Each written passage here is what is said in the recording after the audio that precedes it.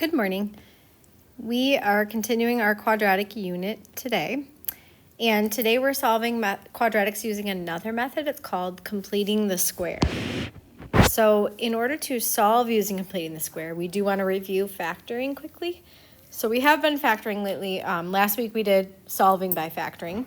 So it should be pretty fresh in your mind, but just to remind you, to factor, we want to think of two numbers for this first trinomial, and we want them to multiply to 16, and we want them to add to 8. So multiply to 16 and add to 8, we would have to use 4 and 4. So it would be x plus 4, x plus 4. And then we want to write that as x plus 4 squared whenever it's the same factor twice. So that's the answer on that one.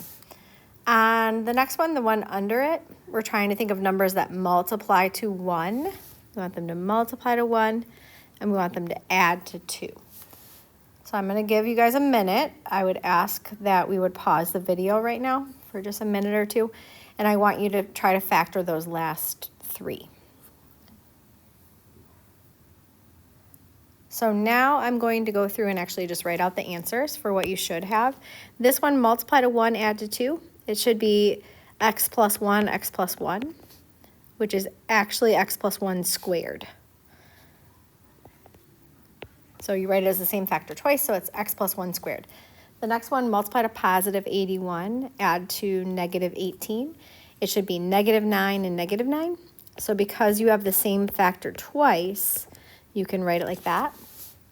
And then the final one, multiply to positive 25, add to negative 10.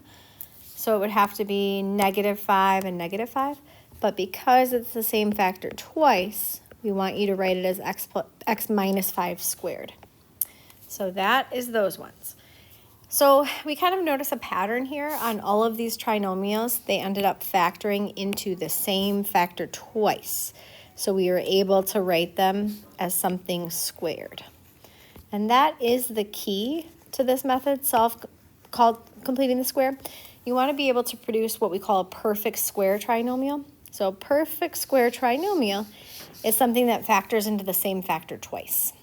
When you have that, you can solve the quadratic equation by using square roots, which is what we did yesterday. So on these ones, we're just practicing factoring some more and then solving it using square roots. So there's kind of like 2 steps to these. We want to factor it first, and then we want to solve it using square roots. Remember, a positive number always has 2 square roots, so you must solve for both cases. So I will talk about it as we're doing these. So the left side of this, multiply to positive 4 and add to positive 4. Those 2 numbers would be 2 and 2. So the left side is going to factor into x plus 2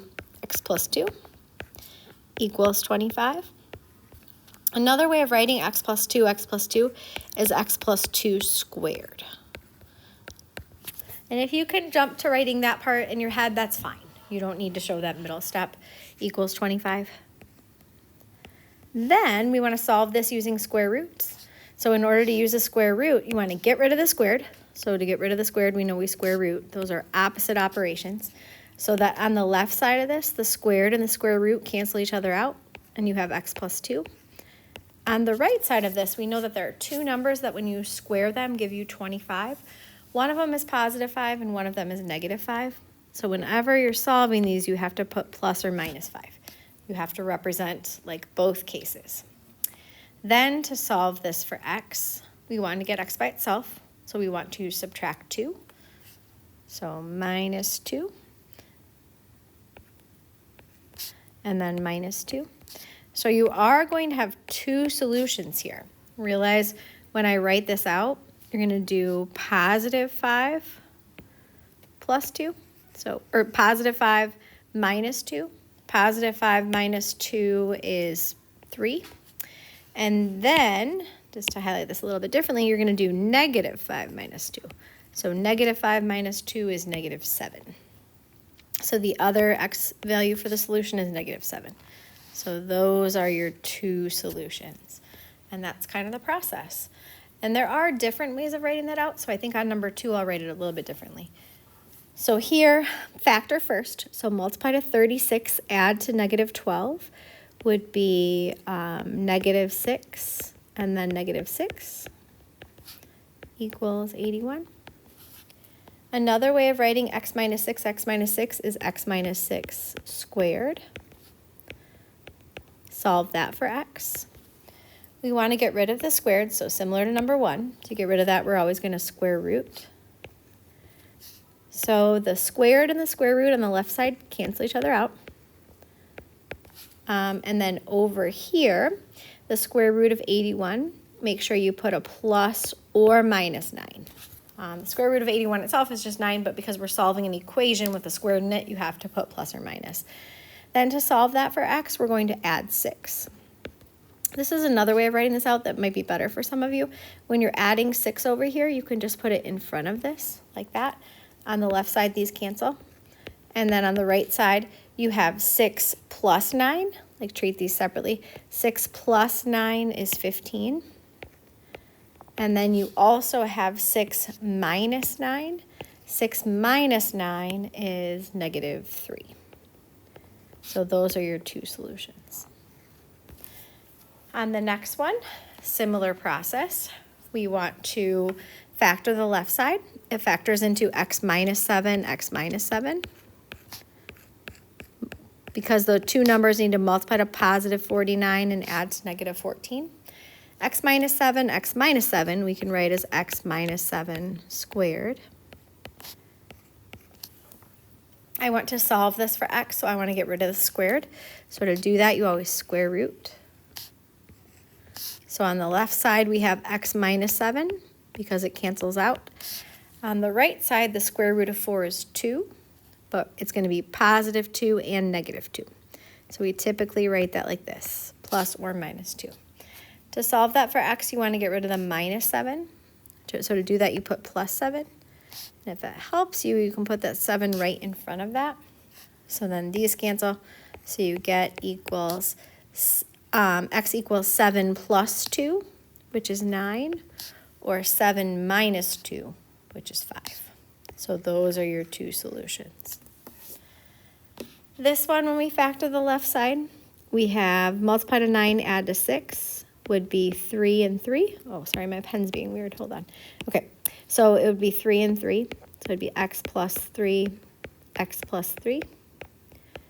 equals 1. Another way of writing that is x plus 3 squared. Now we want to get rid of the squared, so we square root it. And then we have x plus 3. Square root of 1 is plus or minus 1. To solve that for x, we're going to subtract 3. I'm going to write that one this way. Really put that minus 3 wherever you want as long as you know how to deal with it. So now one of my solutions is positive 1 minus 3. Positive 1 minus 3 is negative 2. The other solution, I take negative 1 minus 3. Negative 1 minus 3 is negative 4. So those are my two solutions there. So now we're actually getting into using completing the square for any quadratic. These were like intentionally set up to be nice to use completing the square, but it does work on every single quadratic equation. So when you don't have a perfect square trinomial on the left side, like in other words, if I try to factor this, if I try to say what multiplies to 7 and adds to 8, it's not a perfect square trinomial. So you can't use completing the square. Any method works on, or completing the square works on this quadratic. It works on every quadratic. So here are the steps for doing this. And we'll just take it one by one and then we'll do some examples. The first thing you want to do is you want to rewrite it as x squared plus bx equals c. In other words, you want your constant on the right side of the equation. So to do that here, I'm going to minus 7 because I want to move that. And you have x squared plus 8x equals negative 7. So that step is done. Step 2, take half of b, square it, and then add it to both sides of the equation. We can never add anything just to one side or it won't make the equation true anymore. So to do this, we're trying to create a perfect square trinomial, and this process will do that. So here the b value is 8. Remember, b is the coefficient of x, the number in front of x. Half of 8 is 4. So we take half of b, we get 4. Square it. 4 squared is 16. So we're going to add 16 to both sides of the equation. So on the left side, I have x squared plus 8x plus 16. And on the right side, negative 7 plus 16 is 9. So that's step 2. Step 3, factor the perfect square trinomial. So x, or multiply to 16, add to 8 would be 4 and 4. So I'm just going to jump right to writing it like this. That's what that would factor into. So factor the perfect square trinomial, that step's done. The final step is just to solve it like we did on the last page. So square root both sides. Square root of x plus 4 squared. The square root and the squared cancel each other out. The square root of 9 is plus or minus 3. And then you're going to subtract 4. You can put that negative 4 like in front of the plus or minus 3 or after it. It doesn't matter as long as you know how to handle it. So then I'm kind of running out of room, but like down here on the left side, those cancel out, the plus 4 and the minus 4. And then on the right side, positive 3 minus 4. 3 minus 4 is negative 1. And then negative 3 minus 4 is negative 7. So those are the two answers there. So now we just have more examples of that. Looks like there's a couple and then there's a U try. So I'll go through these two with you and then you can pause it and try the U try and then we'll put it on the screen. So this one, you want to start by following these 4 steps. So first just move the constant to the other side. It's positive 27, so to move it I'm going to subtract 27. So I have x squared minus 12x equals negative 27. Then I want to complete the square. To complete the square, you take half of b. This is b. So half of b would be half of negative 12, which is negative 6. And then you want to square it. I'm going to write that up here. So we're taking half of negative 12, which is negative 6, and then you're going to square it. Negative 6 squared is positive 36. So that's the number that on step 2 we want to add to both sides. So add 36 to both sides of the equation. So down here, this will always be a positive number because when you square it, it's going to become positive. You have x squared minus 12x plus 36 equals 9. Negative 27 plus 36 is 9. Step 3 is to factor the perfect square trinomial, so factor that left side. Multiply to 36, add to negative 12 would be negative 6 and negative 6. So I'm going to skip to that step where we write it as squared. And then step 4, take the square root and solve. So get rid of the squared, so square root it. On the left side, you have x minus 6. And on the right side, you put plus or minus 3 for the square root of 9. Solve that for x, so you want to add 6. So add 6. So you get x equals positive 3 plus 6 is 9. And then negative 3 plus 6, if we take the negative 3 plus 6 is positive 3. So those would be your two solutions there. The last one of these before the U try, same thing. So I'm just following those 4 steps again. So I want to move the 50. The 50 is negative, so to move it I have to add it. So plus 50. So you have x squared plus 2x equals negative 2 plus 50 is 48. Then we're on step 2. Take half of b. B is 2. So half of b is 2. Or sorry, half of 2 is 1. And then you have to square it. So 1 squared, 1 times 1 is just 1. So I'm going to add 1 to both sides of the equation. In doing so, I'm creating a perfect square trinomial on that left side. So I'm doing this so that that trinomial on the left side factors into the same factor twice. So factor the left side, multiply to 1, add to 2 would be 1 and 1. Remember, it will always be something squared on these, every single time. It has to be the same factor twice. Solve this, get rid of the squared, so square root. You have an x plus 1 on the left. On the right side, the square root of 49. Square root of 49 is 7, but put plus or minus 7. Solve that for x, so you have to minus 1. Remember, you can put that in front of the plus or minus 7 or after it. It doesn't matter. Either way is fine. So you get x equals, and then we're just figuring out these two cases. So positive 7 minus 1 is 6. Negative 7 minus 1 is negative 8. So that's that one. There is a U try there. So I'm going to ask now that this video is paused for a moment so you can try that. And then we will put the answer up in a minute. So give that one a try.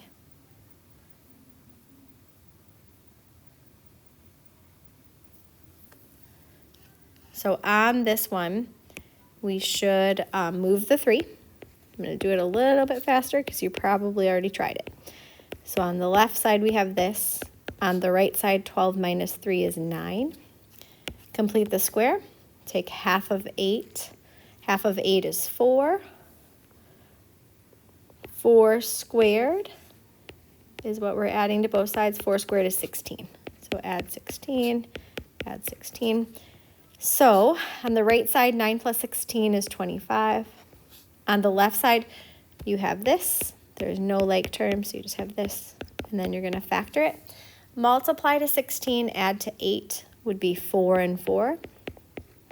So you get the same factor twice, so it's x plus 4 squared. Solve that, get rid of the squared, so square root it.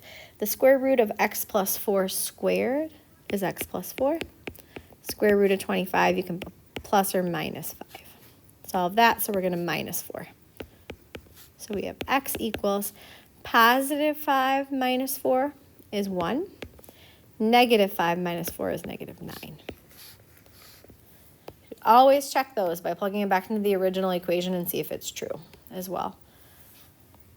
So actually, all of the ones that we've done so far could have been solved using factoring. And I know that because these numbers turned out nice. They're integers. They're not weird decimals.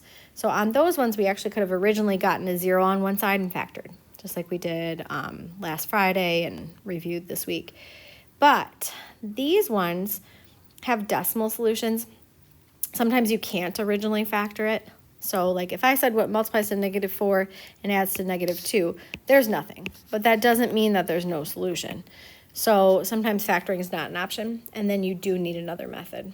So what we're going to do here is we're going to practice these last two examples. On these ones, you're going to get decimal answers. So I'll just show you how to deal with that. So the process is much the same. You want to start by adding 4 here. So add 4. You have x squared minus 2x equals 4. Complete the square. So take half of negative 2. Half of negative 2 is negative 1. Negative 1 squared is positive 1. So add 1 to both sides to complete the square. So on the left side, you have x squared minus 2x plus 1. On the right side, you have 5. Remember the steps are on the previous page of the notes, so if you need to reference them, you can always look there. The next step is to factor that left side. So multiply to positive 1, add to negative 2 is going to be negative 1 and negative 1. It will always be the same factor twice. So you can jump right to this and then solve it. So get rid of the squared. So to do that, we square root it. And we have x minus 1. And we put plus or minus. The square root of 5 is not an integer. So I'm just going to leave it square root 5 right now. Then what I want to do is I want to add 1. Here when I add 1, I think it tends to make the most sense to you if I just put this 1 in front of this. Then on your calculator, so I added 1 to the right side too, it's just in front of it. On the left side, these cancel. On your calculator, you want to type 1 plus square root 5, and that's one of your answers. And then type 1 minus square root 5, and that's the other one. So 1 plus square root 5, I'm typing it right now, is 3.236, so about 3.2. And then the other answer would be 1 minus square root 5, which is negative 1.2, approximately.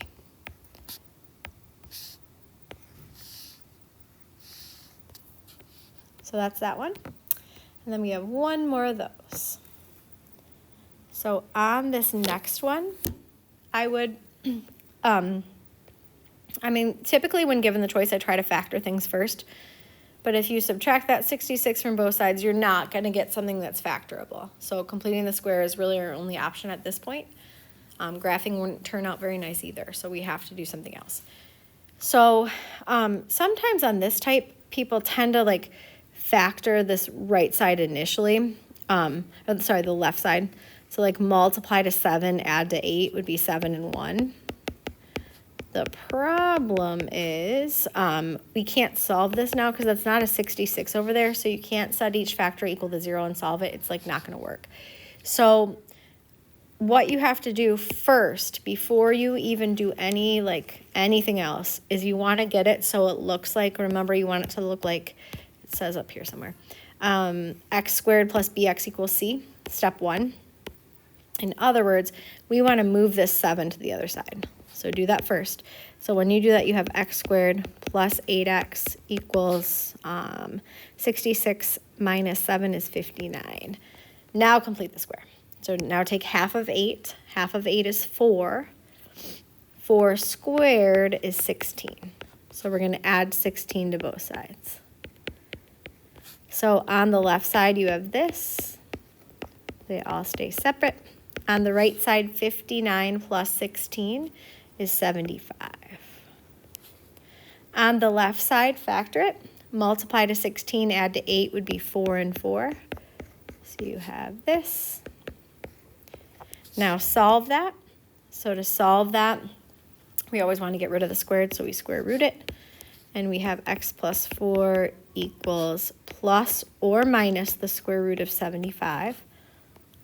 Solve that for x, so just minus 4. You know what? I actually don't have enough room. I prefer to write that in front of it, so hold on. When I square root that, on the left side, I have x plus 4. And then on the right side, oops. Sorry, guys. I'm just going to rewrite this next step. So on the left side, square root of x plus 4 squared is x plus 4. On the right side, I'm going to put plus or minus root 75 like that. Then I want to solve that for x, so I'm going to subtract 4. I prefer to write that in front, so that's kind of why I rewrote it so there was more room.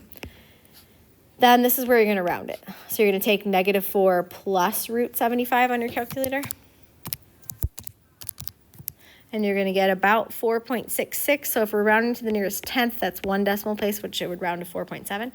Then do negative 4 minus root 75. So negative 4 minus root 75 is about negative 12.66. So it would round to negative 12.7. So those are your answers. So the nice thing about having a video of this is you can always go back and like watch it at home or watch it before a quiz or test if you're a little bit confused.